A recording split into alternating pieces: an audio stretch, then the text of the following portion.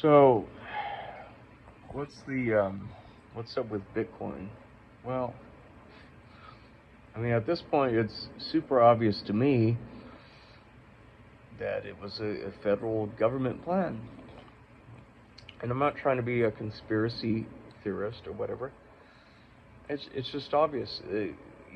El Salvador did it first, where I live. They, invested billions in it as a reserve. But now who's doing it? The U.S. government's investing billions in it. The U.S. government's not going to invest billions in a speculative digital reserve currency if they don't know who created it. I mean, that's ridiculous. To me, right there, that tells me it was always a federal thing. I mean, furthermore, it's just becoming more associated with the United States. China for a long time, they were one of the biggest Bitcoin miners, and then China, they just banned it outright. It was gone overnight. So what does that mean? Well, that forces Bitcoin into the column of association with the United States. It becomes a de facto United States currency at that point, right? Western Hemisphere. So I just think these sort of de facto associations that are being created, despite legislation and just political maneuvering, is going to force people to come to the same conclusions. And I haven't heard anybody really saying the things I'm saying, but you will. I just deduce these things on my own. I don't know if anybody else is already talking about it. It's obvious Bitcoin is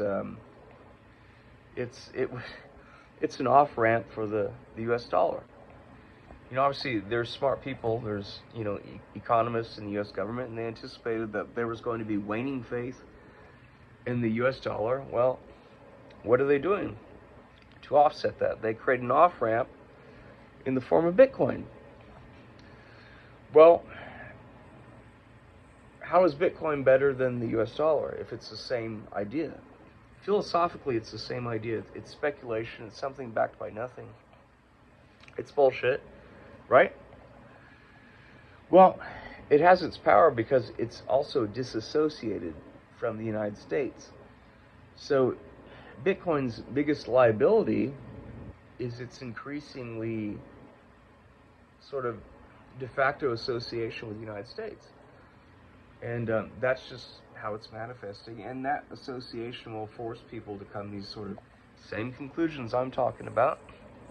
And that will undermine its original purpose as an off-ramp for the U.S. dollar that has waning faith. That's its only power. People perceive it as something independent. Clearly it's not at this point. If they're buying billions of dollars of it in reserve, I mean, that's quite absurd. They know who created this. U.S. government's not going to buy billions of a reserve currency if they don't know who fucking created it. It's insane. But I think you can still make tons of money off of it. But its biggest liability is just its own increasing association with the U.S. And what's creating that association is just the landscape, the geopolitical landscape, the polarization, the actions of China, the actions of the United States. It's going to be forced into column A or column B, and it's becoming a de facto associated Western Hemisphere currency. So that's the biggest problem with it. Otherwise you can make a ton of money. But philosophically, it's exactly the same as the U.S. dollar. We all know originally the U.S. dollar was it was backed by Fort Knox, blah blah blah. That went by the wayside very quickly. It became totally speculative, backed by military force, and now people are losing faith in it.